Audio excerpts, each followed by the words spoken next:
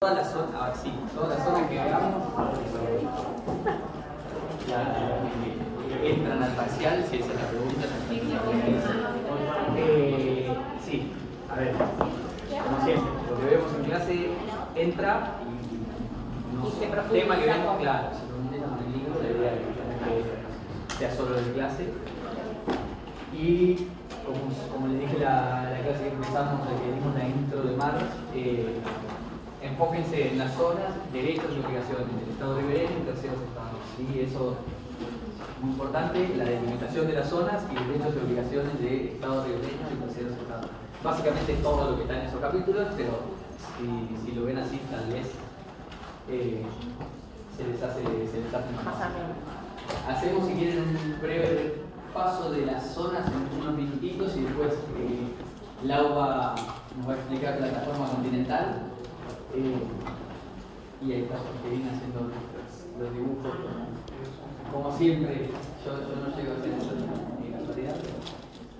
Había un mapa también en el departamento, ¿te acordás, Joli?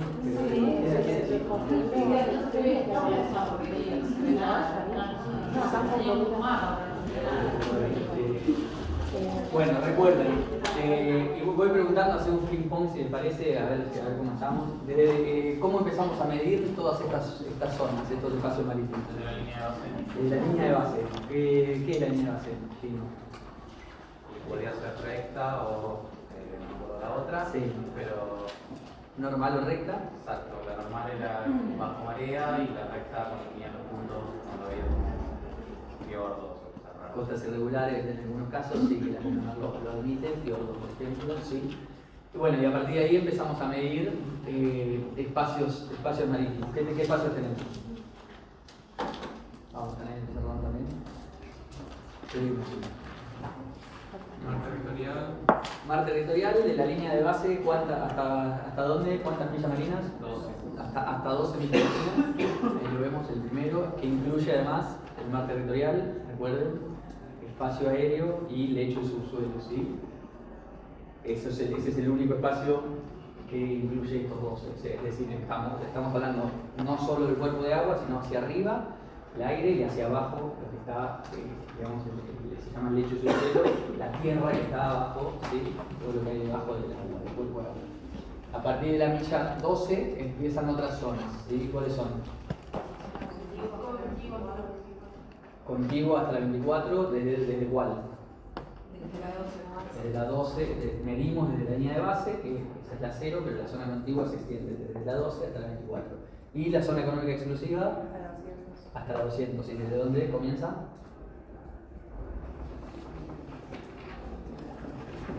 Desde la 12 también. Recuerden que la zona contigua y la zona económica exclusiva se superponen, ¿sí? Porque regulan cuestiones diferentes.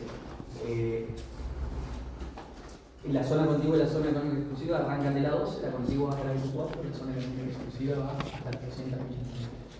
Como dijimos, el mar territorial incluye el espacio aéreo y el lecho subsuelo, no así las otras dos, ¿sí? Lo que está por encima de la zona contigua y la zona económica exclusiva, ese espacio aéreo no se considera ni zona contigua ni zona económica exclusiva, hay regulaciones diferentes, ¿sí? Sobre el espacio aéreo, y tenemos lo que está debajo, eso es lo que está encima, y lo que está debajo tenemos plataforma continental, ¿sí? Ahora vamos a ver bien qué es la plataforma continental, pero es lo que está debajo de estas zonas. Y ahora Lau va a empezar a contar de la plataforma continental. Pero vas a ver. Cuando quiera, Lau.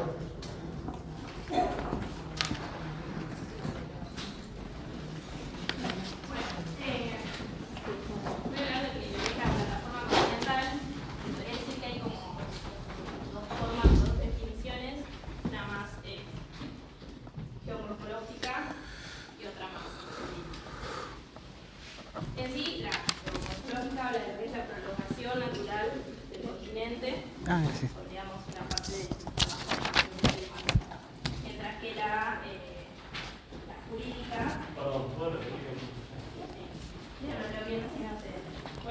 es la prolongación natural del continente bajo el mar hasta lo que es el talud continental.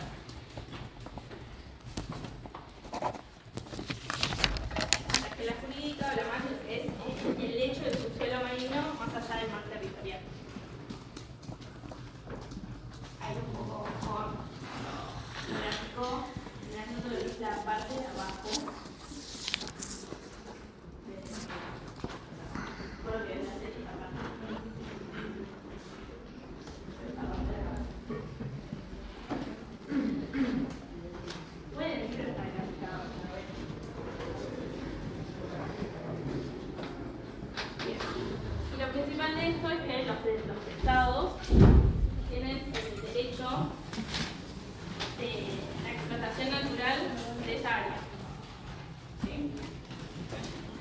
extensión de lo que es por abajo.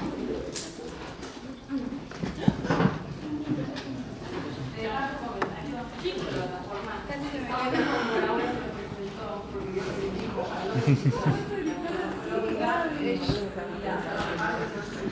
Está bueno como la palabra se presenta la plataforma continental. Bueno, acá dicen, una es la definición morfológica, que es un criterio geográfico, y la otra es la definición jurídica. A nosotros nos va a contar exactamente la jurídica.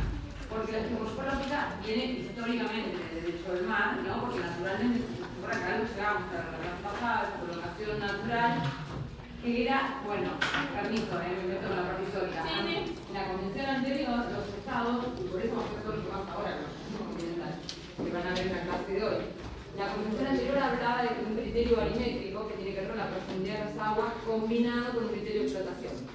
Eso que la convención anterior, que es la que cayó, que ustedes vieron el caso de Mar del Norte, que Alemania nunca llegó a ser parte, ¿se acuerdan? Que la plataforma continental y todo eso, decía que la plataforma continental es esto, la continuación natural de extracción terrestre por debajo del nivel de las aguas, hasta, no decía hasta que se produce una caída brusca en el margen continental, no decía eso. Decía hasta la profundidad de 200 metros. O hasta donde la profundidad de las aguas permita su explotación. Y si ustedes dicen, ese criterio está combinado, un criterio de explotación, que es un criterio económico, mezclado un criterio de profundidades, ¿sí? Entonces, en esa mezcla, ¿qué es lo que sucedió? Los estados que tenían posibilidad de explotación de la plataforma continental avanzaron más allá de los 200 millas. Perdón, de los 200 metros de profundidad. ¿Y por qué avanzaron? Porque la explotación, además, ese criterio era tan ambiguo, por eso tuvo que dejarlo. Imagínense que ustedes pueden una Panamericana a 130 kilómetros por el carril rápido.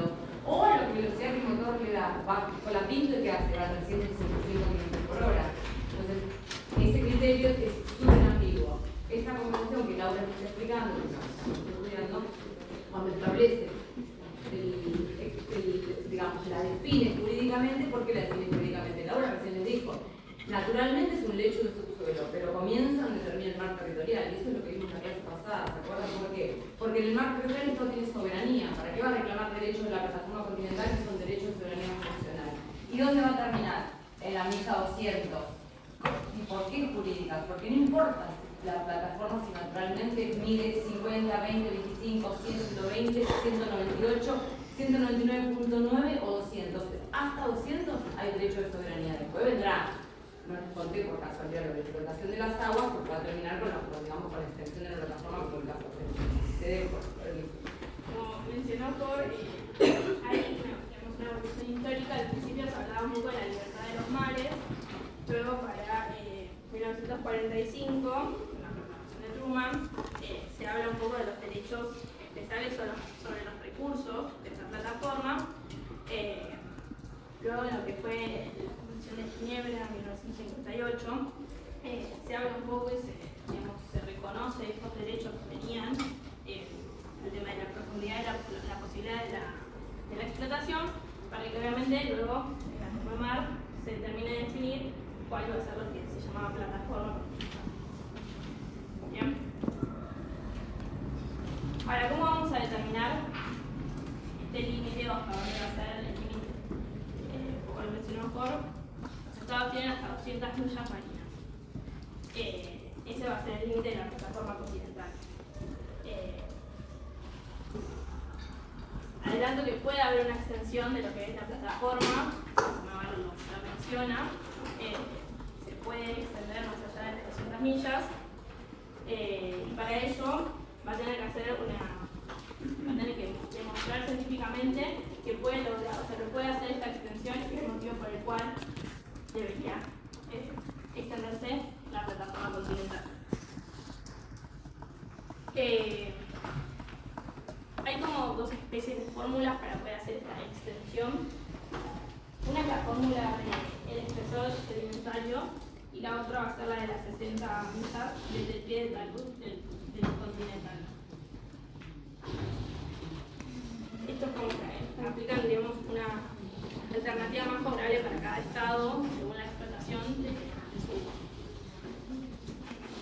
su plataforma continental. Existen límites máximos que son las 350 millas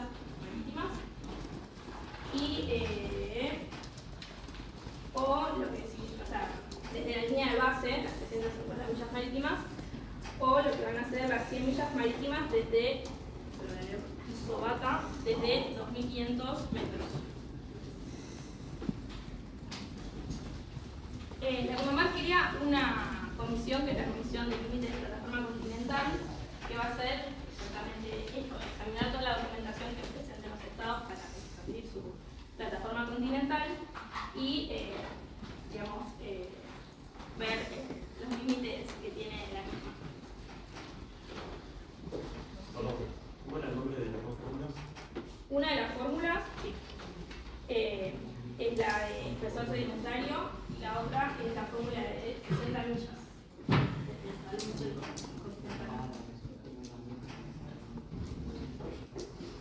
¿Quieren agregar algo sobre eso? No estábamos diciendo que una es de Irlanda y la otra de los árabes, pero nada, estamos chumeando entre nosotros.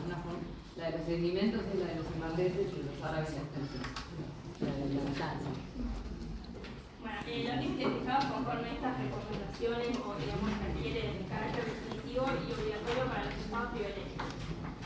Ahora, puede pasar que haya plataformas continentales que se superpongan y lo que la Comemar busca es que haya una delimitación que sea lo más equitativa posible.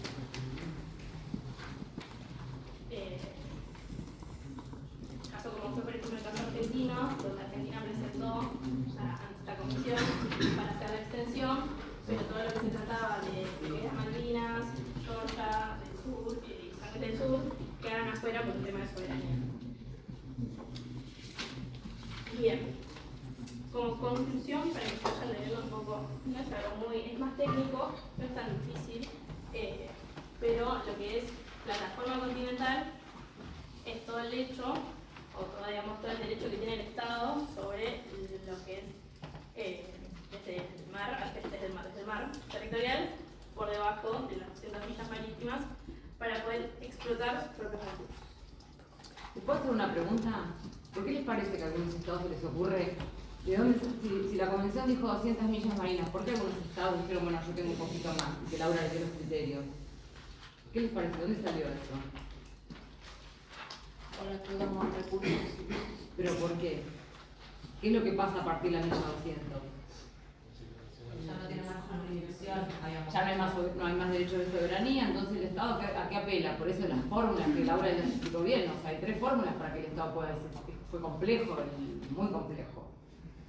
Argentina estuvo 10 años para presentar el informe. Lo primero que presentamos con los rusos, que medio ártico se habían agarrado. Medio ártico, y tuvieron un montón de observaciones, las observaciones de Francia, de todo el país. Nosotros presentamos la Comisión de Límites sin observaciones. O sea, ningún Estado observó nuestros límites. Les cuento otro chisme internacional que les va a gustar. Nosotros presentamos permiso. Sí.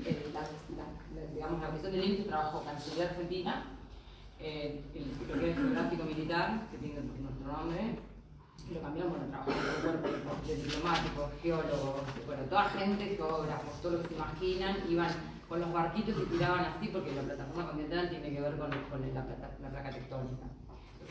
Tirando donde caía ahí en el cosito que se provocaba ahí, de ahí se tomaban las mediciones, se presenta todo. Y nosotros obviamente tenemos una proyección en la Antártida y en donde más. Que lo vimos en la clase pasada. En las Malvinas, entonces tenemos una plataforma gigante, porque en realidad entre nuestra masa continental y la dependencia insular de las Islas Malvinas no hay ningún espacio que separe la placa tectónica. Es la misma placa tectónica, entonces es la misma plataforma continental. Con lo cual ahí llega a 368. Ahora, presentamos eso, nosotros presentamos con la discusión de soberanía y esta sería la proyección en la Antártida sobre nuestra pretensión de soberanía y la pretensión sobre, digamos, y las Islas Malvinas. Hay un Estado que presentó exactamente los mismos mapas y los mismos estudios y las mismas consideraciones sobre las Islas Malvinas. ¿Quién fue? Reino Unido, Gran Bretaña. Sí. ¿Y dónde lo sacaron? ¿Cómo puede ser que sea idéntico? Lo que se pregunta, ¿cómo puede ser que sea idéntico? ¿Entienden lo que quiero decir? O sea, explica cómo es idéntico, que no tiene ni una diferencia ni de 1 milímetro. ¿Eso cómo se resuelve en el mundo? ¿Cómo esas cosas de dónde vienen? Puede haber espionaje, ¿no? No sabemos, yo se los cuento nada más. Pero es llamativo que sea lo mismo, que presentó exactamente, pero idéntico. Pero la información no es corroborable, o sea, que la plataforma continental que ellos están presentando no. Si es la misma de las Islas Malvinas, es única. Morfológicamente es única. No, pero sobre el estado de Gran Bretaña, no. O sea, Es que es corroborable. No te entendí la o yo pregunta. lo entendí bien, o sea, Argentina presenta que tiene la misma plataforma continental. No, cuando nosotros presentamos la proyección sobre las Islas Malvinas, cuando las Islas Malvinas, digamos, porque tenemos una presunción de soberanía, el Reino Unido representa la plataforma continental, el único lugar donde la puede extender es en su proyección en las Malvinas, o sea, en su pretensión en las Islas Malvinas. Arriba no tiene, lo que somos el Mar del Norte, de este lado, porque de este lado no tiene. Entonces, cuando presenta exactamente el mismo, digamos, el mismo mapa, el mismo estudio, todo es idéntico. No hay un milímetro de diferencia, es llamativo. Yo no estoy acusando a nadie, pero es muy llamativo. No acuso a nadie, pero es muy llamativo que sea idéntico. Pero bueno, entonces, eso. Mi pregunta iba, ¿por qué creen que quieren pedir para... Piensen lo que estábamos diciendo recién. ¿Por qué aparte los que tienen más plataformas como Argentina, Uruguay, Brasil, Canadá, Estados Unidos, empiezan a decir, bueno, yo la quiero extender? ¿Por qué les parece? ¿De dónde surgió? Recursos. Claro que es por los recursos, pero jurídicamente, ¿cómo lo pudieron sostener en las negociaciones? Lo conté hace un ratito, pero cuando hablé de lo que el criterio de la explotación, de ahí vino. O sea, que no tiene la raíz. Los países marginalistas, que encabezaron esto que les acabo de nombrar, dijeron, a ver, si el que no, piénsenlo en esto, no es que lo quiero, si el que no tiene le dan jurídicamente hasta 200, yo que naturalmente tengo hasta 300, ¿por qué me tengo que conformar con 200, más o menos? No lo dijeron, pero este es el fundamento. Los estados que se alinearon como en las negociaciones como marginalistas dijeron, a ver, muchos habían avanzado por esto que yo les dije recién de la profundidad de las aguas, avanzaron, ¡pum! Y fueron más allá de la milla 200. Entonces, ¿por qué le iban a quitar derechos que ya tenían? Si habían avanzado por la profundidad de las aguas, por el criterio que era norma consuetudinaria de la profundidad de las aguas, habían avanzado. Eso por un lado. Y por el otro lado, si el que no tiene plataforma puede llegar a las 200, ¿por qué yo, que tengo la condición geomorfológica que dice la convención, es la continuación natural hasta que se produce una caída abrupta en el pie del talud, voy a tener que cortarla antes y tengo eso naturalmente? ¿Sí? Y entonces ahí empieza lo que dice Laura, se crea toda una comisión donde hay que decir, bueno, está bien, vos tenés algo que suena horrible, vos tenés una plataforma continental mucho más extensa, bueno, demostrar que geomorfológicamente tu plataforma cumple con estas tres, con alguna de las fórmulas que Laura recién les dijo. Y ahí se presentaron todos los informes. Y así fue como se establecieron, y se estableció una vez que se aprobó el límite. Perdón, te dejo. Perdón, que puedo hacer una consulta. Las Islas Malvinas están sobre la plataforma argentina, o sea, de esos 300 que tenemos. No es que están sobre. Las Islas Malvinas, yo perdón que parezca nacionalista, pero no soy milica ni nada de pareja.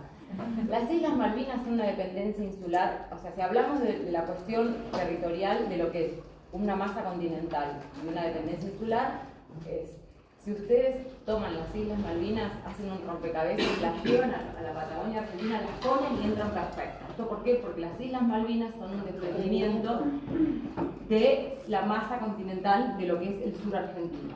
Ahora, eso es nada, algo que pasó, porque tampoco eso te va a dar territorio, porque si es un desprendimiento no te va a dar territorio sobre unas islas. Lo que sucede, que nosotros, que lo que llamamos que es un argumento político y no jurídico, hablamos de la continuidad de la plataforma continental. Lo que sucede es que la plataforma continental de Argentina y la de las Islas Malvinas es idéntica, no es que es idéntica, no termina, hay toda una continuación natural, hay una continuación casi completamente natural porque es la misma placa tectónica. Porque tiene que ver con esto, la plataforma continental. Entonces, no hay separación, es la misma. Entonces, si ustedes ven el dibujito que ahora lo tiene publicado Cancillería, cuando ven, van a ver una panza así gigante, y en el sur argentino la plataforma, lo puedo spoilear, lo puedo decir, mide 368 millas marinas. ¿Y ella cuánto les dijo que era el máximo? No, el máximo que les dijo la otra. 350 le dijo la nuestra mide 358. Porque da con las condiciones morfológicas que exige la convención. Es impresionante. Y el trabajo no saben lo que fue. Un trabajo impresionante. 10 años estuvo trabajando. para reclamarla. No me meto más. No, a modo de conclusión iba a eso, que es digamos, la promoción natural del territorio, que los estados de federación hasta 200 millas pueden exigir más, obviamente presentando a la comisión de límites científicamente el porqué y que se ha aprobado, que si hay, digamos, sobreposición de las plataformas, la Conmebol invita a que sea equitativamente se resuelva. Creo que no quedó no sé, algo más.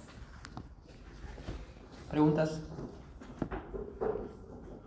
Recuerden esto, chicos, lo vinieron mencionando ustedes con algunas respuestas. Las fórmulas son muy complicadas, sí. Todas tienen que ser parcial, sí. ¿no? Vimos los espacios de la plataforma ambiental. Es complejo y demás.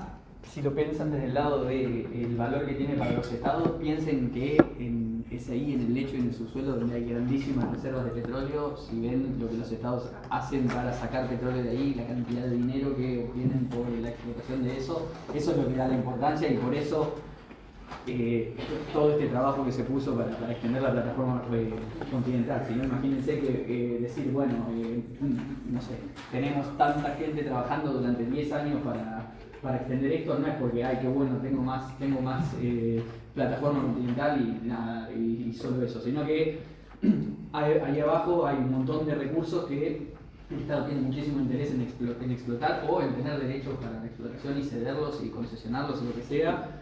Los avances en los últimos años son impresionantes. Yo estaba mirando el otro día un video de Petrobras en Brasil con los barcos que van y extraen el petróleo. Es impresionante cómo eso representó millones y millones, miles de millones de dólares para Brasil, para Petrobras.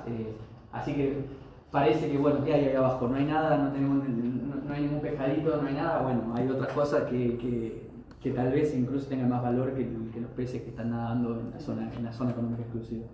Además, era tan importante la plataforma continental, estaba tan reñido el tema, que fíjense si leen la letra de la convención van a ver que los recursos de la plataforma continental ya estaban previstos en zona económica exclusiva. Fíjense que cuando se habla de la zona económica exclusiva, habla que el Estado tiene exclusividad de los recursos, de la masa de agua, el espejo de agua, todo, y habla del lecho y del subsuelo. Y ustedes como están re cancheros ya con el derecho internacional, decir, pero ¿para qué 2 veces? ¿Por qué 2 veces regulan el lecho y el subsuelo? No, los estados, como venía tan peleado el tema de la plataforma continental, por las dudas se aseguraron cuando, mirá si todavía no se aprobaba la parte de plataforma continental del tratado, por lo menos se aseguraron al menos una exclusividad en la explotación a través de la zona de económica exclusiva. Y por eso, en realidad, volvemos al mismo principio del derecho. Quien puede lo más, puede lo menos. Si tengo derechos de soberanía que me confiere la plataforma continental, ¿para qué voy a recurrir a los derechos de la zona económica exclusiva? ¿Sí? Así que bueno, pero es súper interesante esto. El tema de Malvinas está complicado por ¿vieron que yo se lo conté a ustedes? Me confundo. Que el Reino Unido otorgó la explotación a una empresa israelita. Sí, en Malvinas, sin pedirnos permiso. No se puede hacer eso. No se puede hacer eso. O sea, no se puede, porque en 2028 se va a cerrar el petróleo, ya está. Hay petróleo en las islas, ¿sí? Sí, eso es algo. Islas no vimos el régimen de islas, tiene la convención, la Conmebol tiene un régimen de islas que también son muchísimos artículos, no nos da el tiempo para meternos en todo eso, Gabriela, para que te preocupes un poco menos. Sí. Pero bueno, tienen todo un régimen de islas, y lo que tienen las islas, primero básicamente, para dar un minuto de eso, es estas porciones de tierra que están emergidas en el momento de alta mar y que pueden ser, son aptas para ser habitables, ¿no? Para ser habitadas. Esa como la definición de isla, pero lo que quería decir es, y por esto lo de las Islas Malvinas que recién mencionaba Holly, las islas también generan sus espacios marítimos. Entonces tenemos las Islas Malvinas o cualquier isla que esté ahí que de quien sea, eso genera sus propios espacios marítimos. Entonces tenemos el mar territorial, tenemos la zona contigua, la zona económica exclusiva y la plataforma continental que se extienden desde ahí. Entonces esto le da muchísima más importancia. No es que, bueno, acá tenemos una isla que está sobre la plataforma continental, bueno, es lo mismo. No, tenemos este archipiélago acá que genera derechos incluso más fuertes, porque si estuviera en la zona económica exclusiva también tenemos un mar territorial ahí que se crea de nuevo con muchos mayores derechos, también una zona contigua, una zona económica exclusiva y por último también una plataforma continental. Entonces, eso para tener en cuenta la importancia de las islas y de las Islas Malvinas, que fue el tema de la semana pasada. ¿Sí? ¿Estamos bien? Bueno, tenemos un par de espacios más. Ya nos vamos alejando, ¿no? de la costa, nos vamos alejando de las líneas de base, terminamos zona económica exclusiva, plataforma continental, que pueden terminar en la misma línea o tal vez no, como en el caso argentino se puede extender un poco más. Y después, ¿qué tenemos? Más allá. Altamar y abajo, ¿cómo llamamos? Cuando termina la plataforma continental. Fondos marinos. Altamar y fondos marinos. ¿Sí? Altamar es la única zona que está definida por la negativa en la Convemar. Altamar se define como toda zona que no es ni mar territorial, ni zona contigua, ni zona económica exclusiva, ni aguas archipelágicas. Y eso se define como altamar. ¿Y qué pasa en altamar? ¿Qué ley aplica? Mare liberum. Mare liberum, ¿qué significa? Libertad de los mares. Libertad de los mares. ¿Pero qué ley aplica? Pasa algo en altamar, ¿qué tenemos? ¿No hay ley en altamar? La ley de bandera. ¿La ley de bandera de qué? De pabellón. ¿De quién? Del origen del buque. El buque. Sí, todos los buques, esto no sé si, yo no lo llegué a mencionar el viernes pasado, todos los buques deben estar registrados en un estado, ¿sí? Y se le permite a la Organización Internacional de la Energía Atómica, por aquí no estoy equivocado, también tener buques con su pabellón. No puede haber buques sin bandera que no sea la de un estado o la de esta organización internacional. Naciones Unidas. Naciones Unidas. Pueden acordar Naciones Unidas porque son activos humanitarios. Lo mismo con el Comité Nacional Cruz Roja, con el Comité Sanitario, ¿no? Con el pabellón del Comité Nacional Cruz Roja, pero no la bandera de Chile, ¿no? Eso quiere decir la presencia del comité que va para asistir a la guerra en el mar o alguna cosa. Y cuando hablamos del pabellón del buque, significa el lugar donde el buque está registrado. No es que, bueno, yo soy capitán del barco, estoy con una bandera y digo, bueno, ahora quiero que me apliquen otras leyes, bajo esta subo otra. No tiene nada que ver la bandera que está mostrando, que debe ser, incluso, es una infracción, una violación a la Convemar, enarbolar una bandera que no es la de la nacionalidad del registro del buque. Pero como bien, ¿cómo era tu nombre? Pedro. Como bien decía Pedro, sí, no tenemos la ley de ningún estado, sino que aplica la ley de la bandera, la ley del estado del pabellón, ¿sí? La ley del estado del pabellón del buque.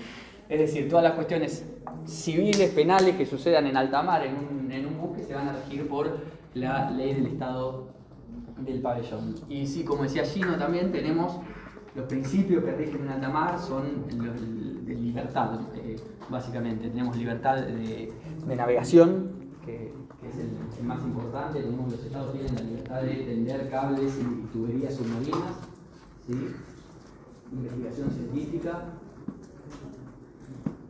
y todas definidas en la Convemar, que después tenemos también en Convemar ciertas regulaciones sobre algo que nos gusta a veces tomar, que es la cuestión de piratería, ¿sí? Díganle que les cuente todo el caso Capitán Phillips. Lo vemos seguido. Yo voy a hacer botonear, que cuente todo el caso Capitán Phillips. ¿Vieron Capitán Phillips? ¿Sí? ¿Cómo era tu nombre? Nahuel, contanos, ¿qué te acordás, Capitán Phillips? Nada, de lo que recuerdo es que es un buque que sale de Estados Unidos. No sé si me equivoco el país cuando está pasando ahí, que sería en África, Sí. por Somalia, Correcto. como que se practica la piratería. Y bueno, un grupo de estos somalíes va con un bote y toma el barco, lo toma el capitán, y bueno, ahí hay como conflicto entre que toma el capitán y los que toman el barco y lo que sería el gobierno de Estados Unidos, que pide la liberación de la tripulación, pero sin poner condiciones, y los que tomaron el barco pedían condiciones, y bueno, hay como que muestra todo un conflicto, la negociación. Después, bueno, cuando Lo suben al, Están secuestrados, claro. lo suben al lo que llaman el buque nodriza, ¿viste? Una balsa, Sí. ¿te acordás de esa parte? Sí, sí, como que... Lo sacan, era un buque gigante con contenedores, no sé si todavía vieron, si no lo recomendamos. Lo suben al capitán Phillips, era el capitán de un buque gigante de contenedores, Nahuel, ¿no? Era un Sí. buque transporte de, no sé, habría millones y millones y millones de dólares ahí en mercancías. Y con una lanchita de mala muerte. Y con una lanchita de mala muerte. Una lanchita de mala muerte. ¿Saben cómo las Bermudas le dicen Ah, sí. al Cuerno de África? No. Ningún capitán de navío quiere pasar por el Cuerno de África. El Cuerno de África es la zona de África donde están toda la piratería, que son todos estados fallidos, que ahora van a ver para el la fuerza. Y no quieren pasar porque saben que quedan a merced de los piratas. Y el capitán Phillips se ve fantástico, como una lanchita así, chiquita, 5 somalíes, se trepan así, como terminan dominando una embarcación de militares, chicos, de marinos mercantes que manejaban ese gran calado de buque que llevaba televisores, no te llevaba francés, televisores. De todo, ¿no? No sé cuántos contenedores había. De hecho, cuando le pide la recompensa, le dice, dame $1 millón. Le dice, $1 millón. Si acá llevas, no sé cuánto le dice, pero 50, 100, 2000, no me acuerdo cuánto era. Sí, era terrible. Pero era una lanchita así, como la trepan. La película está basada en hechos reales. Sí. Bueno, ¿cómo termina, Nahuel? ¿Te acordás? No me acuerdo qué porque... Pobrecito el somalí. Pobrecito. El somalí. A mí me dio pena. O sea, lo que recuerdo... ¿El que se dijo capitán del buque, ese? No, el chiquito somalí que lo dejaron engañolado ahí y lo llevaron a jugar en Estados Unidos. Ah, bueno. Una pena, el pobre piratita, el pobre piratita. Piratita. Era el pobre piratita, era un chivito. Sí. No, está muy bien hecha porque... ¿Cómo se llama el actor? El actor de Capitán Phillips. ¿Es Tom Hanks? Sí. ¿También Tom Hanks? Ah, sí, Estábamos mencionando un montón a Tom Hanks. Ah, sí, La terminal y Capitán Phillips. Sí, y bueno, nada, te lo muestran también el capitán cuando sale a trabajar, saluda a su familia, deja al nene colegio, todo, y nada, 5 días después un pirata pone una pistola en la cabeza. Te intenta tocar por el lado emocional también de ese lado. Sí. Debes de contarte por qué los somalíes hacen eso, porque Somalia después de la... Pueden ver otra película, por qué es Somalia, porque quedó sin el estado fallido, vean la caída del Halcón Negro, que intervenía por Estados Unidos, lo dejan seco en el partido. Perdón, mira la zurda. No digo ahí, pero el cine siempre nos retrata lo que nos quiere contar, ¿no? Es un poco también así, pero es súper interesante. Sí. Bueno, y ahí piratería, la Condemar lo tiene como... Para que exista piratería, fundamental, chicos, tiene que haber 2 embarcaciones involucradas. En este caso había 2, pese a que una era no sé cómo describirla, un barquito de vos, Poli, no sé, pero era una lanchita con un motor que se le rompe el motor cuando van a robar el barco, lo pueden arreglar. Bueno, hay 2 embarcaciones involucradas, tal vez una sea una lanchita. Y mediante el uso de la fuerza, o amenaza del uso de la fuerza con un propósito personal, los tripulantes de una de las embarcaciones abordan la otra. Importante, embarcación no solo se refiere a barcos, sino también puede ser aeronaves, así que en el caso, porque piratería también puede estar dado por una aeronave y un buque, 2 aeronaves, ¿sí? Eso lo prevé la propia Condemar. Y tiene que ocurrir en alta mar, ¿sí? Entonces, con Capitán Phillips esto nos genera una especie de problema, porque no ocurrían en alta mar estas cosas. De hecho, el problema que había acá, en alta mar, la piratería debe ocurrir en alta mar, esto es lo que dice la Condemar. Para que sea piratería tiene que ocurrir en alta mar o en un área fuera de la jurisdicción de los estados. Y esto le da a cualquier estado, a cualquier buque de cualquier estado, la potestad de intervenir, ¿sí? En el caso de piratería. Entonces estamos, decíamos recién, me olvidé tu nombre, no, el nombre de... Pedro. Pedro. Decía Pedro, aplica la ley del buque, del pabellón del buque. Bueno, la ley del pabellón del buque, Que hay un estrecho ahí. claro, la ley del pabellón del buque sí. En el caso de piratería, cualquier estado está habilitado a intervenir. ¿Por qué? Porque es considerado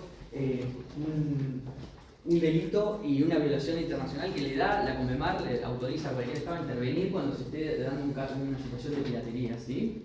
No son muchos estos casos, la Conmemar también prevé otros, ¿sí? Como el caso de transporte de sustancias psicotrópicas, creo que es la Conmemar, que es estupefacientes, drogas, también trata de personas, y otro de los casos es piratería, ¿sí? Le da la potestad a terceros estados o cualquier estado a intervenir.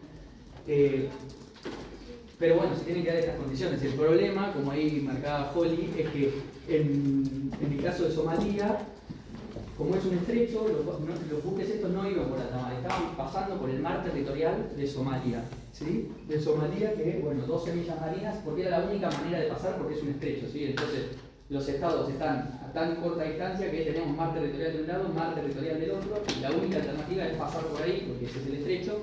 Entonces, estos buques estaban yendo por ahí. El Capitán Phillips, ¿no? Y muchos otros. En el caso de Capitán Phillips, lo que sucede en la trastienda, en el derecho internacional público, es que Estados Unidos quería intervenir y otros estados querían intervenir para aliviar esta situación de piratería, pero se encontraban totalmente limitados por la Conmemar, porque decía, bueno, situación de piratería, cualquier tercer estado puede intervenir.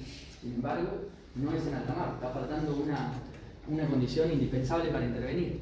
Entonces lo que termina sucediendo en el caso en esa época, no con el caso de Capitán Phillips, pero en ese momento, y creo que sigue hasta hoy, es que se necesitaron resoluciones del Consejo de Seguridad de Naciones Unidas para decir que había una amenaza a la paz y seguridad internacional y si se autorizaba estuvieron todos los estados de acuerdo, porque acá no había división, porque había buques rusos, buques chinos, buques americanos, todos que pasaban por ahí, entonces se pusieron todos los miembros del Consejo de Seguridad de acuerdo para sancionar estas dos resoluciones que creo que fueron, al principio fueron dos, después debe haber habido más de renovación de esta situación, que permitieron a buques de terceros estados ingresar en el mar territorial de Somalia para evitar que estos piratas aborden estos buques. Tenemos varias situaciones de piratería al día de hoy, parece que cuando hablamos de piratería estamos hablando de hace, no sé, 500 años o son de En el Caribe, sí, en el Caribe hay una situación también que atender con piratería. Y creo que seguía el tema en África, sudeste asiático y Caribe, sí, la situación. Así que eso tenemos en alta mar, sí, la piratería para bueno, un tema que nos gusta mucho, ¿no? Un tema que nos gusta, digo. Pregunta, sí.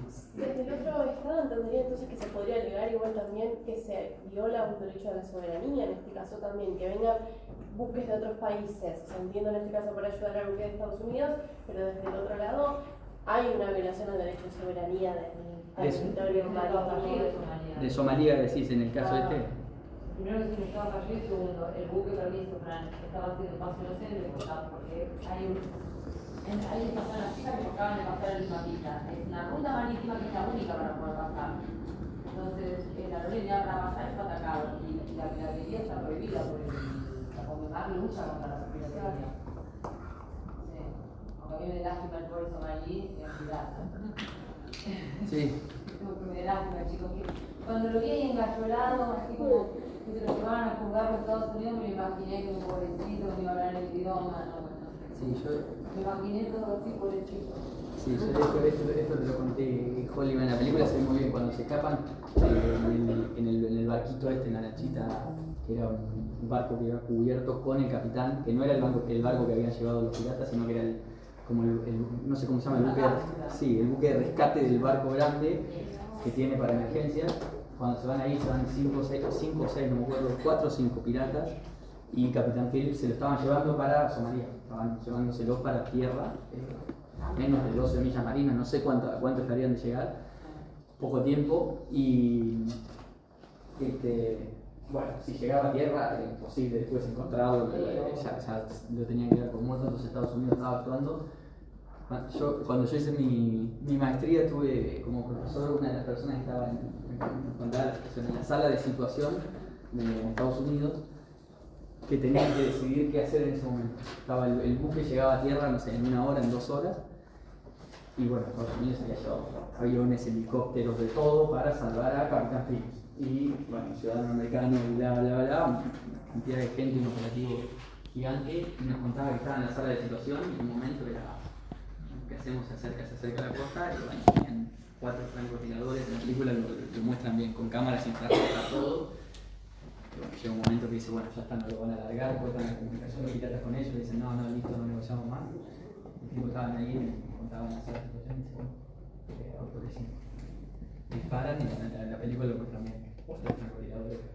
En el mismo segundo matan a 4 piratas, queda vivo uno, se pelea con el capitán y ese es el que le da lástima a Holly, que se lo llevan después a...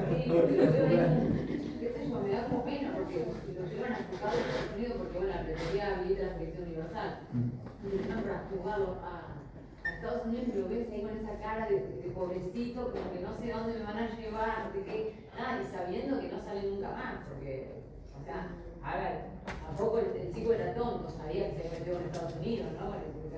Las tierras de los años, o sea, ya está. Fue el único sobreviviente, pero ya está, lo capturaron. Sí. Que llega a la cárcel federal, obviamente. Habría que chequearlo. ¿Qué pasó con ese submarino? Sí. ¿Cómo se llamaba? Pero bueno, tiene una escena que es reconocida cuando le dice, I am the captain, yo soy el capitán, le dice, a Tom Hanks. Sí, que es la de sangre. Bien. Alta mar, piratería entre estas preguntas. Preguntas. Hay algo que no contaron de la película pues la quería ver. Estamos contando los hechos reales, lamentablemente hicieron la película. Murieron todos. Bueno, dale. Voy a fingir sorpresa. Mirala. Lamento. Me podrías haber hecho antes igual. No, bueno. Se me pasó. Está entretenido. Bueno, brevemente, fondos marinos. Para...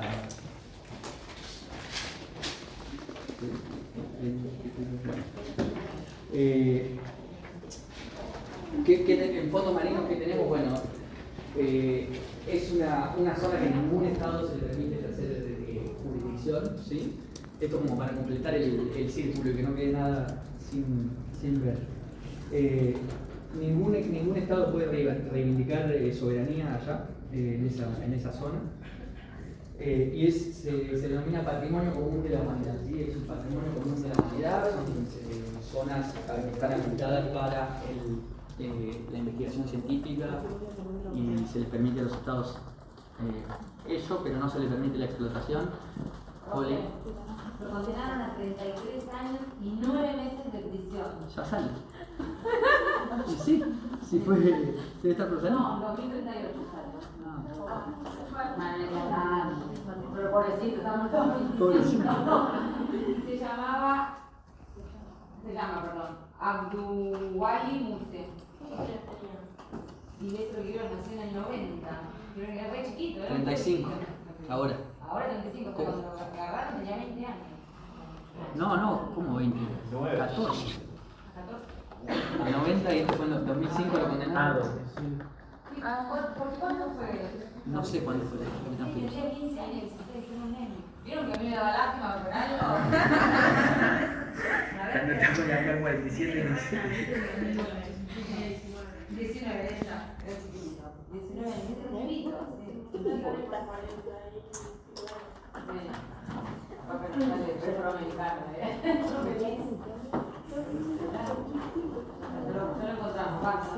Bueno, y hasta hasta ahí más, Poli, ¿qué queda?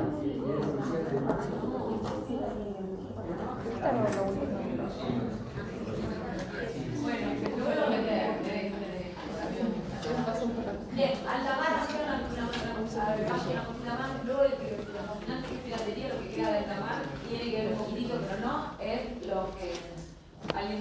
Pedro, que dijo Pedro. ¿Y al panidero jugó? No, No, sí, lo Gino. de bandera. ¿Quién lo dijo? Mi compañero. Ah, vos que dijiste que en el alta mar regía el... Mar de Libertad. No era el libro, y se traducía muy bien, aprendieron algo. Genial, ¿se traducía en qué? La libertad de los mares.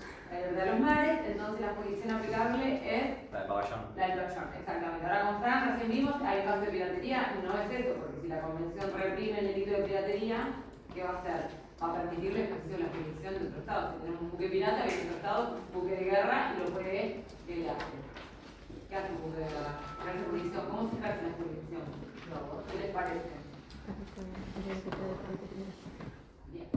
En el alta mar, ningún estado puede ejercer jurisdicción, salvo que se trate de supuestos de actos especialmente reprimidos por la convención, como lo es la piratería, o se trate del narcotráfico. El narcotráfico, como bien dijo Fran, la convención lo llama sustancias psicoactivas. También la convención refiere al tráfico de personas, que después ustedes lo van a ver regulado en donde, en el protocolo de Palermo, ¿no? Que es el que prohíbe la trata de personas. El protocolo de Palermo es un protocolo adicional a la convención de Viena sobre el crimen organizado. Tanto el narcotráfico como la trata de personas, como el tráfico de armas, son tres tipos de crímenes organizados. ¿Saben lo que es el crimen organizado? Más o menos se lo imaginan. ¿Y qué se diferencia de otro crimen organizado? El nombre es fortunido y elegante.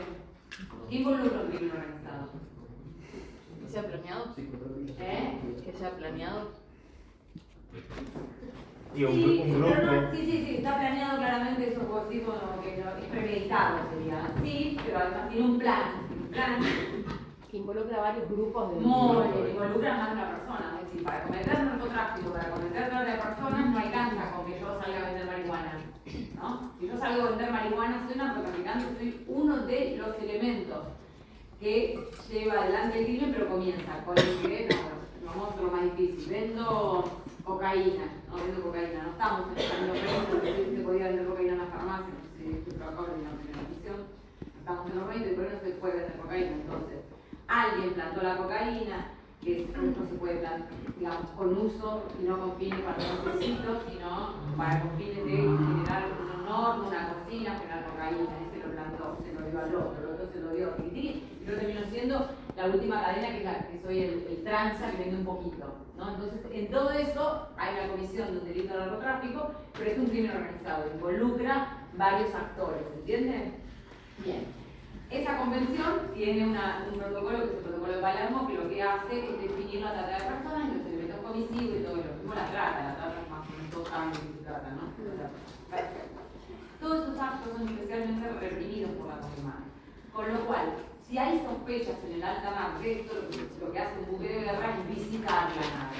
Y visitar la nave es una forma de ejercer jurisdicción, que es lo que es la excepción a la no jurisdicción en el alta mar, porque ustedes dijeron entrar en el derecho. Entonces, ¿cómo se visita la nave? Si hay sospecha de que un buque está cometiendo algunos de los actos, más allá de la piratería, actos reprimidos, se lo visita. ¿Cómo se hace para visitarlo? ¿Se va a tomar el té? No. Una visita a un buque es, en primer lugar, la sospecha puede ser porque no tiene pabellón, porque nunca le dijo a nadie que una agarre pabellón. O tiene un cambio fraudulento de pabellón. El cambio fraudulento va pasando por un puerto, le muestra este, pasa por otro, muestra otro. Entonces, eso ya da una sospecha de que algo raro está haciendo, ¿sí? Entonces, si no tiene pabellón, el primer ejercicio de jurisdicción dentro de lo que es el derecho de visita es pedirle que enarbole el pabellón. Bueno, enarbole el pabellón, pero el capitán del buque de guerra dice, acá hay gato encerrado. Dice, acá hay gato encerrado, entonces agarra y le pregunta al capitán de la embarcación mercante, le dice, bueno, usted que me muestra los papeles del registro. Bueno, dice, bueno, entonces ahí aparece el buque de nacionalidad polaca, el capitán es de nacionalidad, no sé, española, la tripulación es de nacionalidad eslovaca, la carga viene de, no sé, de Japón, y así todo como, bueno, eso puede dar una sospecha, porque si no, bueno, en realidad cuál es la verdadera nacionalidad del buque. Para el derecho internacional es la ley del pabellón, pero bueno, ahí hay un buque que ahí tiene algo que puede estar pasando. Entonces, ¿qué dice la carga? Bueno, resulta que la carga dice que lleva harina. Entonces, que lleva un montón de harina. Bueno, que ganas de mover tantos barcos, pero tanta harina, tanto pan tienen que hacer. Bueno, entonces, que dice, la resulta que algo que genera sospecha de capital ingresa a la embarcación, que es como, digamos, lo máximo, digamos, el mínimo es pedir el pabellón, lo segundo pedir los papeles, y lo tercero es ingresar a la embarcación. Ingresa a comprobar la carga. Resulta que ves, sí, hay harina. Hay varios cosas, tienen una panadería de harina, pero hay unos ladrillitos metidos de cocaína, ¿no? El nombre científico es prioridad de cocaína. Hay unos ladrillitos, entonces ahí lo que hay está en presencia de un buque narcotraficante. ¿Qué sucede si el buque es un buque narcotraficante o está traficando sustancias psicoactivas de estupefacientes?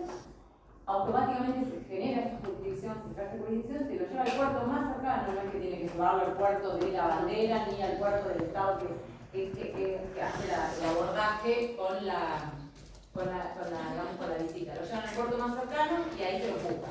¿Sí? Lo mismo para todos los actos otros reprimidos. La otra excepción a la no jurisdicción es el derecho de persecución. Este es divertido. El derecho de persecución es divertido. La persecución tiene que iniciarse en cualquiera de esas zonas que están en el pizarrón por los derechos que confiere la zona. Por eso se tiene que saber bien qué derechos hay en cada zona. ¿Esto qué quiere decir? Yo puedo empezar a perseguir siendo un buque oficial del Estado o un buque de guerra a cualquier buque mercante si antes le di señales de que se detenga, sonoras, con luces, como sea, ¿cómo se llama la bocina de los aviones? No recuerdo la ¿cómo se llama? Ay, ¿no? Que tiene la bocina de los aviones, no es bocina. Ay, ya me acuerdo. ¿Cómo? ¿Quién dijo? ¿Vieron ese ruido que hacen los barcos? Que parecen las vacas. Pero ay, no me sale el nombre ahora, es la señal auditiva para que tienen la sirena. Sirena se llama, la sirena de los barcos, no la bocina. Bien, se le da una señal para que se detenga, porque supónganse, estamos un buque, salió del puerto, vamos a tener en cuenta que somos argentinos, salió del puerto argentino y no pagó una tasa del puerto, no la pagó, no sé yo, le dice, el señor tiene que pagar, como está bajo la seguridad, empiezan a perseguir, por ejemplo, porque él se aceptó y se va.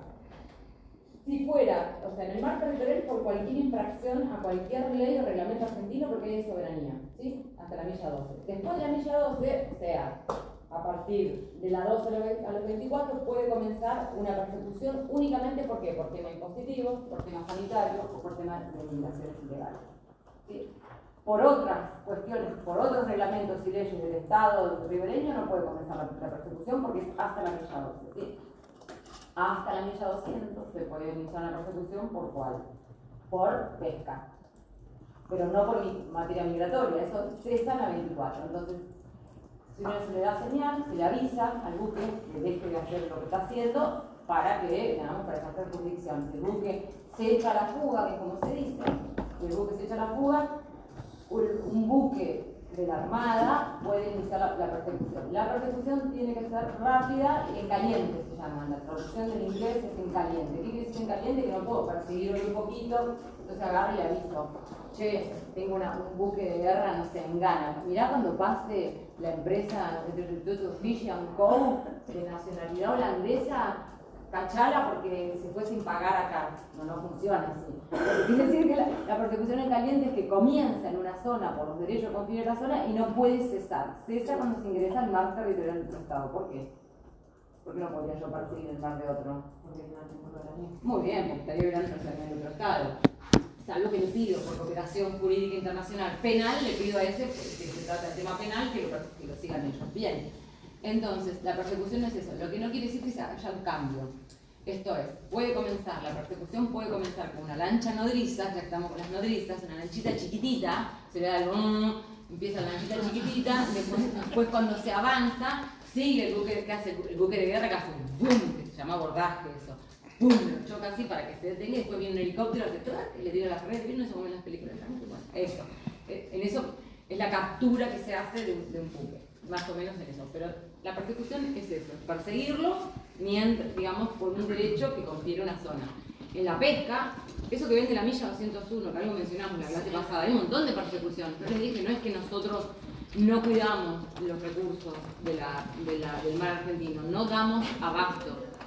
No damos abasto porque hay una ciudad, hay un barquito chino al lado de otro y un barquito español al lado del otro llevándose el calamar. Ya les dije que no pueden poner. ¿Vieron los videos? Hay un si ponen Milla 201, Sí, van a ver videos desde arriba de aviones en Kuwait, que salió este año, que lo compartimos. ¿Otra vez este año? No sé, el año pasado. El año pasado, parece, ¿no? Sí, impresionante, impresionante. No, y además, bueno, está después, yo ya les conté lo que pasó con China, cuando abordamos un buque chino y se enojaron, empezaron una protesta diplomática. Les conté todo en pandemia. Pero ahí no se puede hacer nada, porque están en la 201. ¿Cómo es? No, de ninguna manera. No me digas ahora que el calamar es originario de la milla 201, 102. No. El calamar es una especie, no me hagan hablar de mar. El calamar es una especie altamente migratoria, lo mismo que lo es el salmón que remonta cursos de agua para desovar. Entonces, como el calamar se mueve mucho, estos lo que hacen es atraerlo con luces y con cosas y lo llevan más allá de la milla 200. Argentina, junto con otros estados, son los que tenemos un fundamento jurídico para ejercer jurisdicción en la milla 201. Justamente, ¿qué es esto? Los especies y todos los recursos que están en la 201, que se llaman las especies asociadas a la milla 201, no nacieron ahí, vienen de allá. Entonces eso nos permite a nosotros ejercer jurisdicción. El que esté interesado nos pide material, se lo mandamos. El tema de la defensa de la milla 201. No hablo más. No, una pregunta. ¿A mí no? Sí. No. Con todos estos derechos en alta mar, de prostitución, de visita, hay muchas noticias de estos últimos meses de capturas de buques transportando petróleo. ¿Qué pasa con eso? Que es como causa salían las sanciones al petróleo ruso, iraní y venezolano. Estados Unidos y el Reino Unido capturan esos buques. Los quieren capturar y los capturan. Sí, los capturan y se los llevan. Bueno, en realidad, vos estás investigando sobre eso. ¿Ya desististe de eso? Estaba muy bueno lo que estabas investigando. Bueno, lo que pasa es que ahí, en esas capturas que están haciendo, los que están violando la Convenmar es Estados Unidos, capturando los buques porque otros están generando petróleo. ¿Por qué los capturan? ¿Por qué les interceptan? Y en realidad acá tenemos un tema que Estados Unidos no es parte de la Convenmar. Estados Unidos fue nuestro gran aliado como estados marginalistas para lograr este concepto de la plataforma continental extendida, todo lo que ya les contamos. Ahora, ustedes saben que Estados Unidos tiene una política exterior de que promueve la firma de tratados internacionales, pero ellos no llegan a ser parte de todos. En general es una cuestión de política exterior, no me pregunten por qué, no soy norteamericana y no lo sé. Por ahí, no sé, pero es una política exterior de ellos, es muy común. Liga de Naciones, Estatuto de Roma. Sí, bueno, los derechos humanos no son parte de ninguno. Y eso que ellos, digamos, ellos como Estado, como nación, a nosotros, el patio trasero, medio como que nos empujaron a llegar a ser parte de todos los acuerdos. Ustedes saben que es como, si querés tener voy a ser bestia, como lo voy a decir, si querés tener buenos vínculos con Estados Unidos, tenés que ser parte de todos los tratados de derechos humanos que hay en la región. Medio que, corregime si estoy equivocada. Correcto, por ejemplo, Estados Unidos, si bien reconoce a la Comisión Interamericana de Derechos Humanos, porque es parte de la Organización de los Estados Americanos, no reconoce la jurisdicción de la Corte Interamericana de Derechos Humanos, que para acceder a la Corte es necesario pasar por la Comisión. Yo no puedo denunciar directamente a la Corte, sino que tengo que llevar el caso a la Comisión, en Derechos Humanos. Sin embargo, Estados Unidos lo que hace es financiar muchísimo a la Comisión para llevar casos ante la Corte Interamericana. Entonces, Estados Unidos está financiando el organismo, la Comisión Interamericana, para que haga esos informes y demás, pero también para que lleve casos a la Corte Interamericana de Derechos Humanos por violación de la Convención Americana sobre Derechos Humanos. Y no solo eso, sino que también es un financiamiento que está destinado, esto se discutió mucho.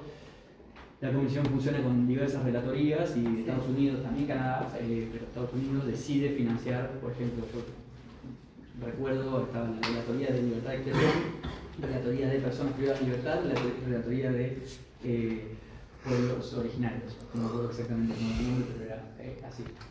Y yo me acuerdo, yo trabajé ahí medio año, es una pasantía, yo recuerdo que Estados Unidos invertía para que 6 personas trabajen en la Relatoría de Libertad de Expresión, entonces había 6 abogados buscando todos los casos de libertad de expresión y había una persona que se dividía en dos, a la mañana trabajaba en la Relatoría de Personas Privadas de Libertad y a la tarde trabajaba en la Relatoría de Pueblos Originarios. Este desequilibrio en el financiamiento claramente lo que llevaba era que la Comisión enfoque mucho más de su trabajo en casos de libertad de expresión y otros. Claro, evidentemente esa era una decisión de Estados Unidos, me interesa más esto que otra cosa. Uno podría decir también, bueno, si a los otros estados de Latinoamérica tanto les interesa, inviertan más en estos organismos. Bueno, se puede decir eso, pero claramente ahí lo que se ve es Estados Unidos direccionando y decidiendo qué temas se tratan en estos organismos de los que no forma parte. Sí, no forma parte. Pero bueno, el tema de los buques, en realidad hay digamos, esas capturas de esos buques en zonas libres de navegación, como es el alta mar, que están infringiendo la convención. Y bueno, y bien, no sé cómo se va a terminar resolviendo todo esto. Chicos, el mundo está para atrás. Pero el mundo está para atrás. No sé cómo se va a terminar resolviendo. Yo no sé cómo se va a terminar resolviendo porque parece que, ¿vieron la sensación que tenemos? Es que un foco de conflicto acá hay que apagarlo. Es un manotazo para acá, para allá, no se puede terminar. No, es una cosa que no se sabe para dónde va a pasar. Pero bueno, lo importante, como Fran les dijo en la primera clase, que acá ustedes se lleven las herramientas suficientes como para entender cómo funciona el marco jurídico. Las cosas son lo que son. Así que bueno, ya estaría mal, ¿no? Estaría mal. ¿Preguntas? Bueno, yo tengo una pregunta. No, bueno. En el caso de quedar presente cuando se da la fuga, ¿se puede impedir la embarcación? Porque quiso abordar Bueno, pero ahí a principio de año con Estados Unidos y Venezuela con los botes. Sí, muy bien. Muy buen ejemplo. No la podés mirar. Si vos lo que buscás es perseguirla porque está infringiendo y lo que querés es que cumpla, vos no podés hacer un ejercicio de fuerza. Porque estás violando otro principio que es el uso de la fuerza. Porque vos pensás que la Armada, o sea, el buque que ejerce jurisdicción es un buque oficial del Estado. O sea, o es la Armada o está el servicio oficial. Entonces ese buque representa al Estado. Si vos lo hundís, estás jugando a la naval hundido, estás violando la carta, ¿sí? La prohibición del uso de la fuerza en las relaciones internacionales. Sí, aparte buena que pregunta. en la sospecha, digo, porque supuestamente vos tenés que ir, frenarlo, Exactamente. no, bueno, sí, eso. Digo, no, son narcotraficantes que tienen una... Y sí, obvio, pero para descubrir. Y sí, está bueno para engancharlo con ganas ahora. ¿Con? Engancharlo un poco con ganas y para... Con inmunidad, sí. El tema que sigue es inmunidad. En realidad vamos a hacer vamos a pasar volando por igualdad soberana, que cerramos mar, saltamos a inmunidad con una breve escala en igualdad soberana que creo que es necesario para llegar a igualdad. Uno de los principios consagrados en la Carta de Naciones Unidas es la igualdad soberana de los estados, ¿sí? Después de lo que acabamos de contar de las cosas que están pasando, parece absurdo, pero sí, es uno de los principios consagrados en la Carta de Naciones Unidas, igualdad soberana de los estados. ¿Qué implica esto? Que todos los estados son iguales, no importa su tamaño, su población, su poderío militar, su poderío económico. Para los ojos del derecho internacional, jurídicamente todos los estados son iguales. Tenemos varias representaciones de esto, por ejemplo, en la votación en la Asamblea General de Naciones Unidas, donde el voto de cada estado vale uno, ¿sí? Vale lo mismo el voto de Reino Unido y Gran Bretaña, que el voto de Argentina, que el voto de Uruguay, que el voto de Tonga, que es una isla en el Océano Pacífico. También tenemos en la misma Organización de las Naciones Unidas el Consejo de Seguridad, que vimos que tiene 5 miembros permanentes, y acá este principio vemos que está mal de un poquito tal vez. Otros podrán decir, bueno, esto es todo lo que todos los estados se pusieron de acuerdo, para que haya 5 con este poder. Entonces ese es el reflejo de la igualdad soberana de los estados, que todos se pusieron de acuerdo para que haya 5 que tengan este asiento permanente.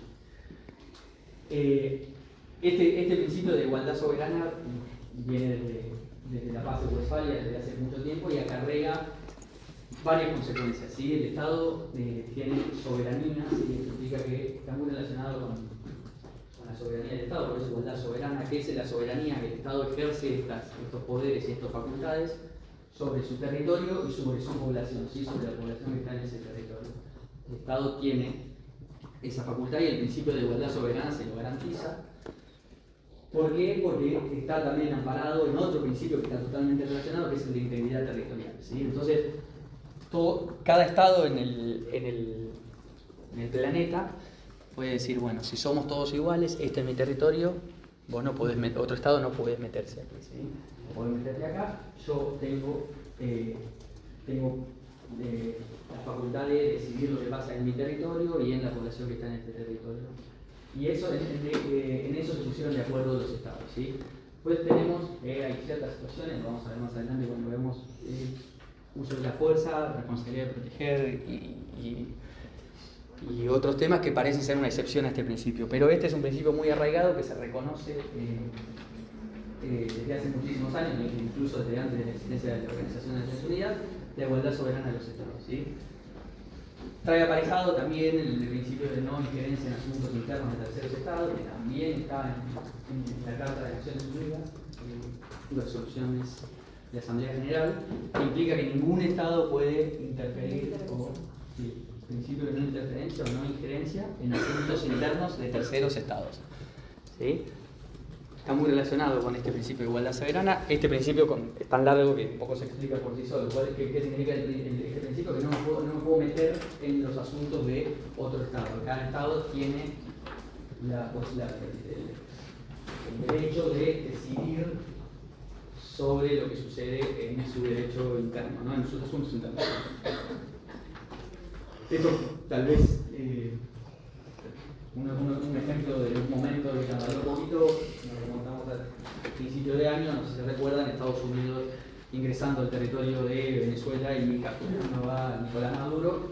Más allá de la opinión que pueda tener cada uno respecto de Maduro, hay, bueno, no quiero decir consenso, pero en la comunidad internacional no quiero decir consenso, pero sí hay hay una opinión mayoritaria que lo que hizo Estados Unidos al ingresar al territorio de Venezuela es una violación del derecho internacional. Yo tengo pocas dudas de eso, pero bueno, hay algunas opiniones, la de Estados Unidos principalmente, que dicen que no. Esto claramente, así si consideramos la integridad territorial de los estados como una derivación de la soberanía de los estados, ningún estado puede ingresar al territorio de otros. La regla es que ningún estado puede ingresar al territorio de otros, ¿sí? ¿Hay excepciones? Sí, hay excepciones. Recuerden, ya vamos a ver cuando vimos responsabilidad internacional del Estado, vimos varias de las excepciones para algunas de estas cuestiones, ¿no?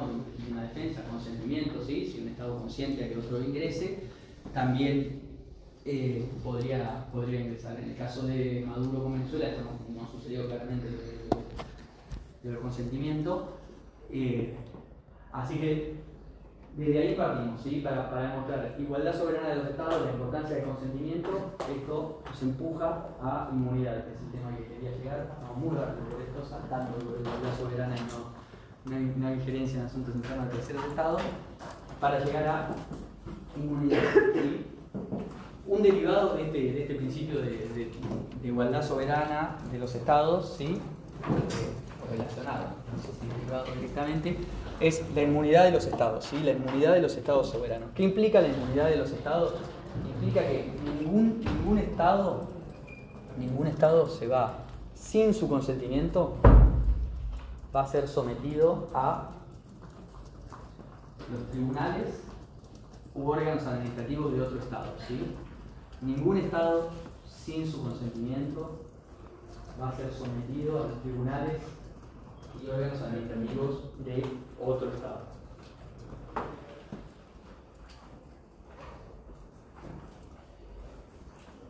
Esto viene de una máxima que se llama, está en griego, pero entre pares no hay imperio, es decir, si somos todos iguales, ninguno está sobre otro, nadie puede juzgar, ningún estado puede juzgar a otro, ninguno tiene esa facultad. Esto, y acá es para nuestra materia tal vez se complica un poco. Recién terminamos de estudiar la Convemar. Está fácil de estudiar en el sentido de que, bueno, ¿qué tenemos? Tenemos la Convemar, tenemos un tratado, me pongo a leer y acá estamos, ¿sí? Son muchísimos artículos, muchísimos capítulos del libro de la Gabriela, pero tenemos de dónde leer. El tema de inmunidad, no tenemos un tratado que rija hoy en día, sino que se rige por normas del derecho consuetudinario, ¿sí? Recuerden, otra de las fuentes principales o creadoras de derecho internacional público, y la inmunidad de los estados se rige por normas consuetudinarias, ¿sí? ¿Qué significa esto? Que tenemos que ir a indagar en la práctica de los estados, ¿sí? Una costumbre, ¿no? La práctica y la conciencia de obligatoriedad, los dos elementos, pero tenemos que ir a indagar en la práctica de los estados para ver en qué estado estamos, ¿sí? ¿Y qué fue lo que pasó? El mundo fue evolucionando. Este principio, la regla de la inmunidad viene desde muchísimo tiempo, desde hace 500 años tal vez más, ¿sí? Se fue evolucionando esta regla. ¿Por qué? Porque el rol de los estados en el mundo fue evolucionando, ¿sí? Hace 500 años, 400, 300, 100 si quieren, la teoría que regía era una teoría de la inmunidad absoluta de jurisdicción. Es decir, cualquier cosa que pasara contra un Estado, ese Estado no podía ser sometido ante los tribunales de otro Estado. Y esto, vemos, ¿cómo se llamaba el caso? Creo el caso del Parliament, que es un caso de un buque belga transportando correo, cartas, un buque del Estado belga llegando al Reino Unido transportando cartas. No sé qué pasó con el capitán, choca otro barco, lo parte al medio, muere gente, destruye el barco por completo. Vienen los dueños del barco, los familiares, y dicen, bueno, queremos hacer juicio, a mí me rompieron el barco, mataron a mi familia, bla, bla, bla. Y viene el Estado belga y dice, interpongo inmunidad de jurisdicción, tengo inmunidad, soy un Estado. Se quedan así, una situación de total injusticia, si quieren, la podemos mencionar así, pero los Estados estaban de acuerdo en que no se podía traer a juicio a otro Estado sin su consentimiento. Bélgica no había prestado el consentimiento, entonces cuando lo demandan ante los tribunales del Reino Unido de Gran Bretaña, Bélgica opone la excepción, no tengo inmunidad, no me pueden juzgar estos tribunales. Ese caso se termina resolviendo en favor de Bélgica y así comienzan a pasar cuestiones así que parecen injustas, ¿sí? Son decididamente injustas, pero le dan a los Estados dentro de la comunidad internacional este derecho, la inmunidad del Estado. Y esto era considerado hasta mediados del siglo pasado, hasta 1950, 60, 70, 80, 90, vamos a ver que fue evolucionando de a poco, una inmunidad absoluta. Cualquier cosa que pasara en otro Estado impedía que un Estado extranjero sea juzgado por tribunal. Tenemos varios casos en el programa y en el cronograma. Por ejemplo, tenemos acá en Argentina el caso del jardinero de la Embajada Británica, acá muy cerca de esta facultad.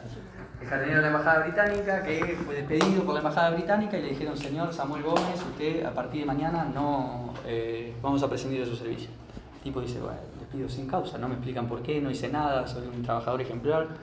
Va, se presenta ante los tribunales y dice, vengo a demandar al Reino Unido de Gran Bretaña. ¿Por qué? Porque me despidieron sin causa y hicieron mi indemnización. Este caso de 1970 y pico, creo. ¿Qué dice la Embajada del Reino Unido de Gran Bretaña? Lo que cualquier abogado haría en ese lugar es, opongo excepción, inmunidad. Tengo inmunidad, yo soy un Estado soberano, usted no me puede someter a los tribunales, usted Argentina no me puede someter a un fallo de sus tribunales, yo nunca consentí a eso. Se termina resolviendo el caso, le dan la razón al Reino Unido de Gran Bretaña diciendo, señor, usted no puede demandar al Reino Unido de Gran Bretaña porque tiene inmunidad. Si usted quiere demandar por su crédito laboral o por su demanda laboral, tiene que ir a los tribunales de Londres. El jardinero... El jardinero quedó, bueno, en Pampa y la Vía, sí. Esto fue evolucionando, ¿sí?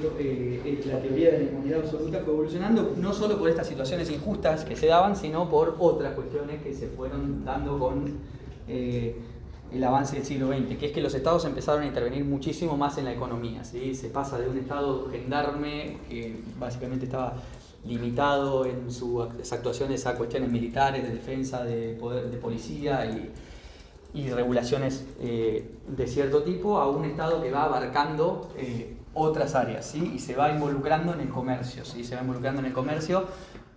Muchos estados empiezan a involucrarse directamente en la explotación de petróleo, por ejemplo. Muchísimos estados crean compañías estatales para explotar recursos naturales, no solo petróleo, pero principalmente.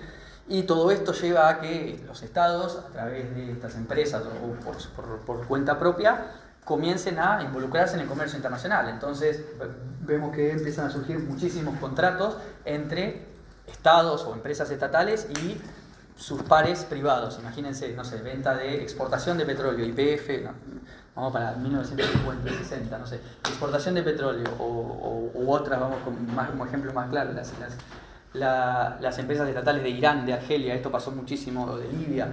Las exportaciones de estas empresas empiezan a celebrar contratos con otras empresas en Europa y en otros lugares del mundo, con empresas del Reino Unido y de Estados Unidos.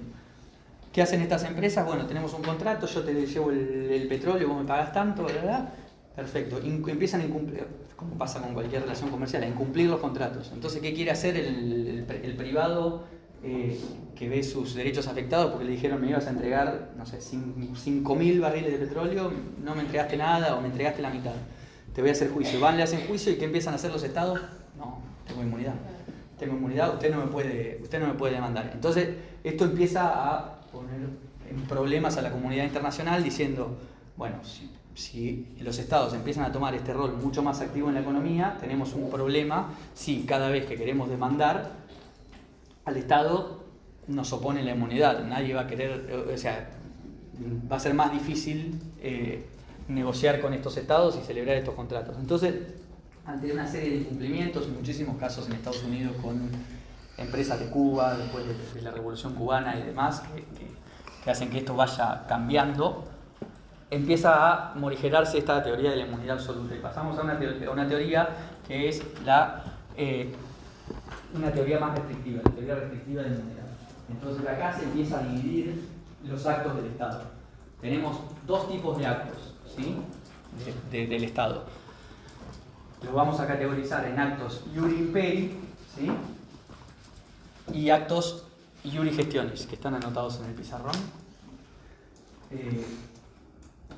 Actos iuri imperi y actos iuri gestionis, que son actos de imperio, de soberanía del Estado, que son actos que solo los Estados pueden llevar a cabo, versus los actos iuri gestiones, actos de gestión, que son actos que el Estado lleva adelante, pero que cualquier privado también podría llevar adelante, ¿sí? Por ejemplo, para hacer la distinción clásica o del libro, claramente un acto relacionado con la tortura de un prisionero de guerra por las Fuerzas Armadas de un Estado es un acto iuri imperi, ¿sí? Por la tortura, del asesinato, etc. El acto de venta de barriles de petróleo o de firmar un contrato para vender determinado bien o servicio que lo puede hacer cualquier privado es un acto de gestión. ¿Por qué? Porque es un acto que cualquier persona privada puede realizar, ¿sí? Entonces esta pasa a ser una distinción fundamental en la teoría de inmunidad. ¿Qué significa esta teoría de inmunidad relativa o restrictiva? ¿Significa que no tenemos más inmunidad? No. Como podrán suponer, para los actos iuri imperi se mantiene esta inmunidad, ¿sí? Los estados no pueden ser, bajo derecho internacional, juzgados por tribunales de otros estados por actos iuri imperi. Por ejemplo, tenemos, no vamos a llegar con el tiempo, pero tenemos el caso de Alemania contra Italia de la Corte Internacional de Justicia, que es el caso que tenemos en el cronograma y que les pedimos. Está buenísimo, porque además es de la Segunda Guerra, en el que Italia había comenzado procesos judiciales en sus tribunales internos en Italia, dentro de Italia, contra Alemania, para que Alemania indemnice a las víctimas de torturas o familiares de víctimas, de personas que habían muerto en territorio italiano durante la Segunda Guerra Mundial. Alemania e Italia eran aliados en un momento, esto cambia y al final de la guerra Alemania las Fuerzas Armadas alemanas cometen un montón de atrocidades en el territorio italiano. Por esos hechos, Italia inicia procedimientos ni siquiera es Italia, son familiares de las víctimas que inician procedimientos contra Alemania en tribunales italianos. Y los tribunales italianos lo que deciden, entre otras cosas, es embargar propiedad de Alemania, siguen adelante con los procedimientos, embargan una vila, una casa que era propiedad del Estado alemán en territorio italiano, y los procesos judiciales continúan avanzando. ¿Qué hace Alemania ante esto? Dice, no, usted no puede someterme a mí ante sus tribunales. Yo tengo inmunidad. Entonces demanda Alemania a Italia ante la Corte Internacional de Justicia. La Corte Internacional de Justicia se expide sobre esto en su sentencia en 2012 diciendo, es correcto, acá tenemos, desarrolla la teoría esta, la distinción de actos iuri imperi y actos iuri gestionis, diciendo estos actos, los actos cometidos por las Fuerzas Armadas alemanas durante la Segunda Guerra Mundial claramente caen dentro de lo que se llaman actos del Estado soberano, actos iure imperi, actos de soberanía del Estado. Por esa razón es que Alemania goza de inmunidad. Esto es lo que propone la teoría de la inmunidad relativa. ¿Sigue existiendo la inmunidad? Sí, para los actos iure imperi. Estos son claramente actos iure imperi según el Código Internacional de Justicia. Entonces, los tribunales italianos, cuando vieron la responsabilidad, lo vieron. Italia es, y cada Estado es no solo el presidente, sino que son todos los órganos del Estado. Los tribunales del Estado italiano no deberían haber avanzado con estos casos. ¿Por qué? Porque Alemania opuso la excepción de inmunidad y debería haber sido aceptada. ¿Por qué? Porque claramente son actos iure imperi. ¿Quieres agregar algo del caso? No, Sí. no, una guerra mundial. Sí.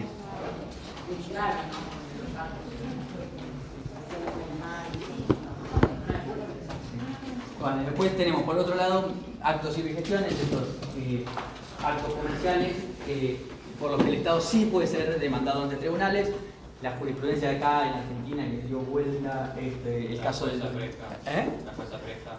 Bueno, ahora que mencionás, Gino, un minuto de ahí vamos. El caso acá en Argentina que dio vuelta la jurisprudencia sentada y que mencionamos del pobre Samuel Gómez, del embajadero de la Embajada Británica, es el caso Manauta, ¿sí?, contra la Embajada de la Federación Rusa, en el que la Corte Suprema Argentina da toda una explicación de este cambio de la costumbre internacional, de cómo fue cambiando de una teoría absoluta a una restringida por este avance del Estado en ciertas esferas, y también dice que claramente hay ciertos actos que son de gestión, como por ejemplo contratar a un empleado para trabajar en una embajada. Si se aplicara esto, se extrapolara. No me acuerdo de qué trabajaba Manauta. No me acuerdo, es una señora, mujer. Una señora, ¿no? Manauta es, después está en Eslovaquia.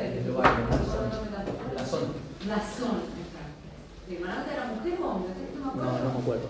Era una empleada de embajada. Nada que ver, no tuvo la suerte de Samuel Gómez. No. ¿Puedo hacer un pequeño comentario? Sí. Piensen que el caso de Samuel Gómez es de los 70, ¿no? Previo a la reforma constitucional. Fíjense con ese caso Manauta. Estamos en otra época, en los 90. Pensemos que ya estamos en democracia. Pensemos que ya somos parte de los tratados de derechos humanos. Y los derechos del trabajador que están dentro de lo que son los derechos económicos, sociales y culturales. Entonces ya es otra. Y como bien dice Fran, lo que plantea la Corte es que cuando se trata de derechos de los trabajadores, ya no estamos hablando de la de los estados. Ahí es súper interesante este caso. Súper interesante, como da vuelta a la jurisprudencia argentina. Por eso Samuel Gómez también ha trabajado y dale, hoy estoy con los pobres y ausentes. Son dos casos iguales. Uno era contra el Reino Unido.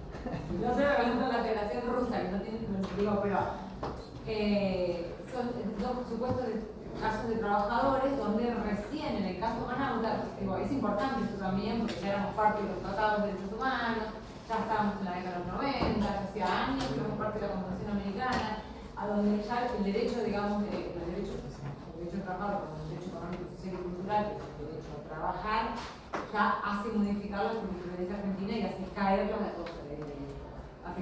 inmunidad soberana. Si me dejan el último minutito por el comentario de Gino, Loretta Presca, no sé si la ubican, la jueza del Distrito Sur de Nueva York, en el caso de, en varios de los fondos buitre contra Argentina, en el caso de YPF también ahora, en varios casos contra Argentina, mucho se habla sobre, por qué Argentina está siendo juzgada ante un tribunal de Estados Unidos, qué jurisdicción tiene esta señora para decidir si hay que pagarle a Burford en el caso de YPF o si hay que pagarle a NML, no me acuerdo el nombre del fondo buitre, Singer, Paul Singer por estas deudas que contrajo Argentina y demás. Bueno, si bien las reglas de inmunidad de los estados tiene excepciones, los lugares donde más desarrollado están las excepciones son el Reino Unido de Gran Bretaña y Estados Unidos. Esto no es casualidad, sino que es porque muchos estados tienen bienes en esos estados. Entonces alguien tiene un crédito contra un estado, ¿qué voy a hacer? ¿Lo voy a ir a intentar cobrar? No sé, supongamos soy argentino, tengo una deuda el estado de Kazajistán conmigo. voy a intentar ir a cobrarla a Brasil, probablemente el Estado de Kazajistán no tenga ningún bien en Brasil, no puedo. Entonces, ¿qué intentan hacer la mayoría de los acreedores? Bueno, ¿dónde tiene bienes el Estado? Estados Unidos. La mayoría de los estados, a través de sus empresas estatales, porque van a la bolsa de Nueva York o porque depositan cuentas en bancos de Estados Unidos o del Reino Unido, tienen bienes allá. Entonces, la mayor parte de la jurisprudencia relativa a inmunidades está desarrollada en estos estados. ¿Por qué? No es por nada más que eso, sino porque un acreedor va a preferir ir y obtener una sentencia en un lugar en que haya bienes. ¿Qué pasa en el caso de Argentina y Estados Unidos? Hay muchísimos casos contra Argentina en los Estados Unidos. De hecho, creo que Argentina es demandado en creo que más de 10 casos que llegaron a la Corte Suprema de Estados Unidos. En todos estos casos son generalmente casos de refinanciación de deudas, de bonos soberanos emitidos por el Estado, que el Estado no pudo pagar, intentó hacer una refinanciación y muchas personas aceptaban esa quita que proponía el Estado o el cambio en los plazos de pago, y otros decían, no acepto, te demando, porque en el bono vos decías que me vas a pagar en 2020, me tenés que pagar en 2020, no quiero que me pagues en 2026. Muchos de esos bonos decían, se le otorga jurisdicción, Argentina otorga jurisdicción a los tribunales de Nueva York. Eso es fácil, porque hay un consentimiento explícito del Estado argentino a la jurisdicción de otro Estado. Y estos bonos, generalmente la persona, para hacerlos atractivos a los inversores, el Estado argentino tuvo que firmar eso, porque no es lo mismo decirle a un inversor, si uno va a buscar dinero a un banco en el exterior, ante cualquier problema resuelve en los tribunales de Córdoba en Argentina, que ante cualquier problema resuelve un tribunal de Nueva York. El inversor americano, el banco americano, se va a sentir mucho más cómodo si le ofrecen lo segundo. Entonces, por eso muchas veces Argentina se somete a la jurisdicción de Estados Unidos.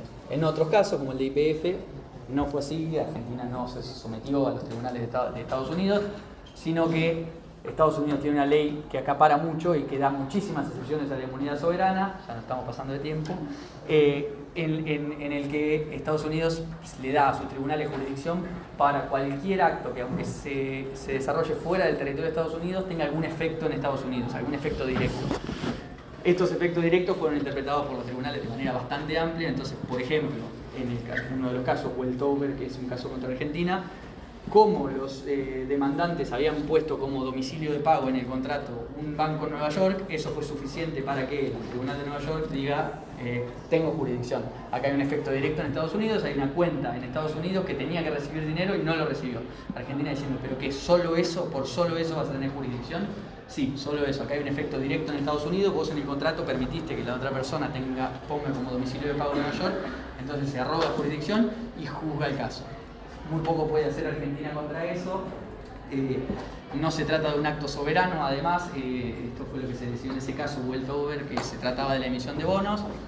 Después hay otros casos asociados. Lo último que digo es en California, un tribunal aceptó la inmunidad de jurisdicción opuesta por Argentina en el caso que llegaba el Tango 01, que es el avión del presidente, el anterior, creo que ahora hay uno nuevo, iba para una reparación en California, no es que llevaba el presidente, o sí, para una reparación, y dijeron, no, este avión nos lo quedamos, y los tribunales de California, de segunda instancia, porque de primera instancia embargó el Tango 01, dijo, no, este es el avión de transporte del presidente. El presidente de Argentina, al igual que el de Estados Unidos, es el comandante en jefe de las Fuerzas Armadas. Esto es meterse con las Fuerzas Armadas argentinas, así que hay que liberar este avión. Así que, nada, esa fue la vuelta. Perdón por los minutos de más. Buen fin de para todos. Si hay preguntas, las vemos la semana que viene.